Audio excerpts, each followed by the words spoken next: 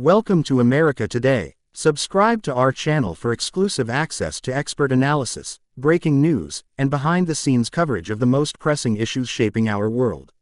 Let's start. In a bold and unprecedented escalation of America's war on drugs, President Donald Trump has unleashed a military campaign targeting Latin American drug cartels, igniting a firestorm of global debate. From a deadly airstrike on a suspected cartel vessel in the Caribbean to the deployment of fighter jets, warships, and thousands of troops in the region, this aggressive strategy is reshaping how the United States confronts drug trafficking. Critics call it extrajudicial and destabilizing, while supporters argue it's a necessary response to the growing threat of cartels flooding U.S. communities with fentanyl and other deadly drugs. This is more than just a drug war, it's a test of U.S. power, law, and international relations in 2025. Let's break it down. On September 3, 2025, the U.S. military carried out a strike in the southern Caribbean, killing 11 individuals on a vessel allegedly operated by Tren de Aragua, a Venezuelan gang labeled a terrorist organization by the Trump administration. President Trump called the operation a decisive blow against narco-terrorists, claiming the boat was carrying massive amounts of drugs, destined for the U.S. But details are murky. The Pentagon hasn't released specifics about the crew, the drugs allegedly found, or the legal basis for using lethal force. Trump mentioned tapes of the crew speaking, but no evidence has been made public. The decision to destroy the vessel rather than seize it and apprehend its occupants has drawn comparisons to counterterrorism strikes against groups like Al-Qaeda, raising questions about whether the administration views drug cartels as equivalent to global terrorist networks. This strike wasn't a one-off. It's the first known operation under a secret directive Trump reportedly signed in August 2025, ordering the Pentagon to use military force against cartels designated as foreign terrorist organizations, or FTOs. According to the New York Times, this directive provides a legal framework for operations at sea and potentially on foreign soil, marking a dramatic shift from traditional law enforcement approaches to drug trafficking. It's a move that fulfills Trump's campaign promises to declare war on cartels, but it's also sparking intense debate about its legality and consequences. At the heart of this strategy is the designation of cartels and gangs as terrorist organizations. In January 2025, Trump signed an executive order directing the State Department to label groups like Mexico's Sinaloa Cartel, Jalisco New Generation Cartel, Venezuela's Cartel de los Soles, and gangs like Tren de Aragua and MS-13 as FTOs. By February, 8 groups, including 6 Mexican cartels, were officially designated, with the State Department citing their role in fentanyl trafficking and violence as a national security threat beyond traditional organized crime. Just weeks ago, the administration doubled the reward for information leading to the arrest of Venezuelan President Nicolas Maduro to $50 million, accusing him of leading the Cartel de los Soles and collaborating with groups like the Sinaloa Cartel. The FTO designation gives the U.S. government broader powers, from financial sanctions to intelligence operations to military action. Secretary of State Marco Rubio has been a vocal supporter, arguing that cartels should be treated as armed terrorist organizations, rather than mere criminal enterprises. This, he says, allows the U.S. to use every element of American power, including the Department of Defense, to target them. But legal experts are sounding alarms. Brian Finnecane, a former State Department lawyer, points out that an FTO designation doesn't automatically authorize military force.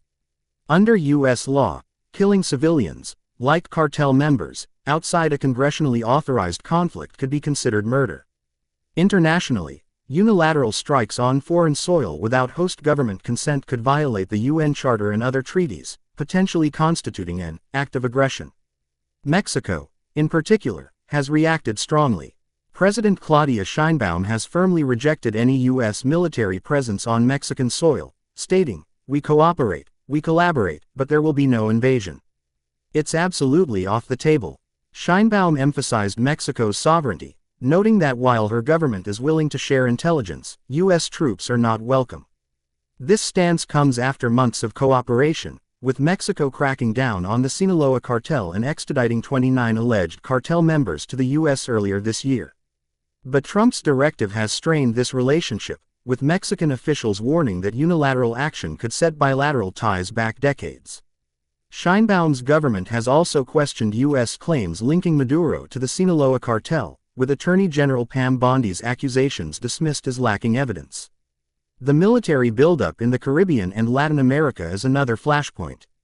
The U.S. has deployed warships to the southern Caribbean, increased airborne surveillance over Mexico, and stationed thousands of troops, including 4,000 National Guard members and 700 active-duty Marines, in regions like Puerto Rico and Los Angeles for related enforcement actions. Defense Secretary Pete Hegseth has signaled that more operations are coming, stating, "We've got assets in the air, assets in the water, assets on ships, because this is a deadly serious mission for us." The administration is also considering drone strikes and special forces operations, though officials insist, boots on the ground, in Mexico are not currently planned. In Washington, the debate is heating up.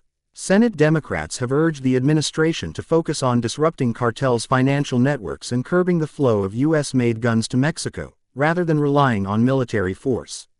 They argue that the FTO designation could be used to impose harsher penalties on those providing material support to cartels, without escalating to strikes that risk civilian casualties. Meanwhile, the White House defends its actions, with spokesperson Anna Kelly stating, President Trump's top priority is protecting the homeland. But the lack of transparency, particularly around the legal justification for the Caribbean strike, has raised concerns about accountability. The Posse Comitatus Act, a Civil War-era law prohibiting military involvement in domestic law enforcement, adds another layer of complexity, as Trump's push to involve the military in anti-cartel operations tests legal boundaries. Globally, reactions are mixed. Venezuela's government has dismissed U.S. accusations against Maduro as crude political propaganda, with Foreign Minister Yvonne Gill calling the $50 million bounty pathetic.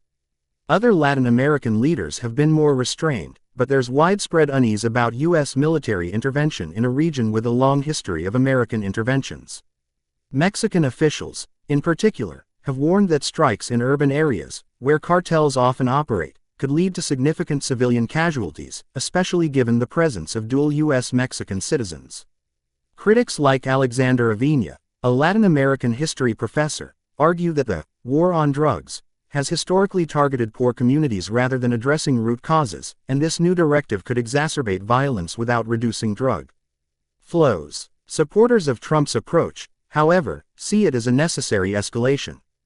Jack Riley, a former DEA deputy administrator, has long advocated for treating cartels as terrorist organizations, arguing that their transnational reach and role in the fentanyl crisis justify military action. The administration points to a 50% drop in fentanyl seizures at the U.S. border in recent months as evidence of progress, though it's unclear whether this reflects reduced production or smarter smuggling tactics by cartels. Proponents also argue that the FTO designation sends a strong message to cartels and their enablers, potentially deterring future trafficking. But the risks are significant. Analysts like Vanda Felbab Brown from the Brookings Institution warn that military strikes, such as decapitation, operations targeting cartel leaders, often have limited long-term impact. Cartels are decentralized networks, not hierarchical organizations, and taking out leaders can spark power struggles that increase violence. In Mexico, where over 440 criminal groups operate, from multinational cartels to local gangs, the landscape is far more complex than the U.S. narrative suggests.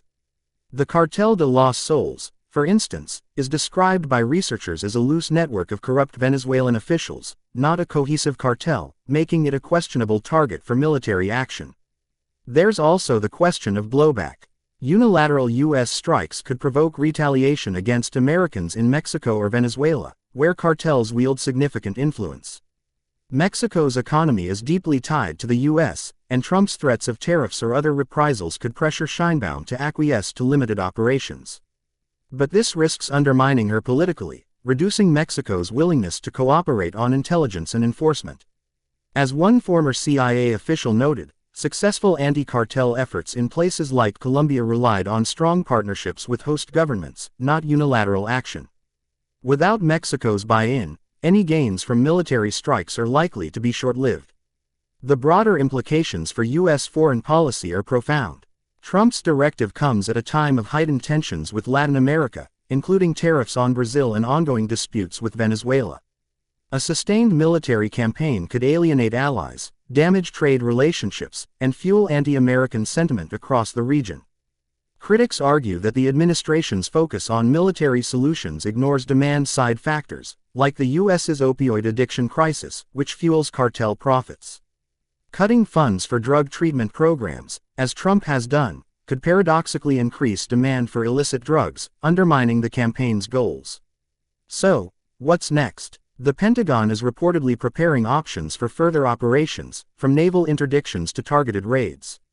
But without clear rules of engagement, congressional oversight, or host government consent, the campaign risks spiraling into a forever war, with no clear victory. The Caribbean strike may have been a show of force, but it's also a warning of the complexities ahead.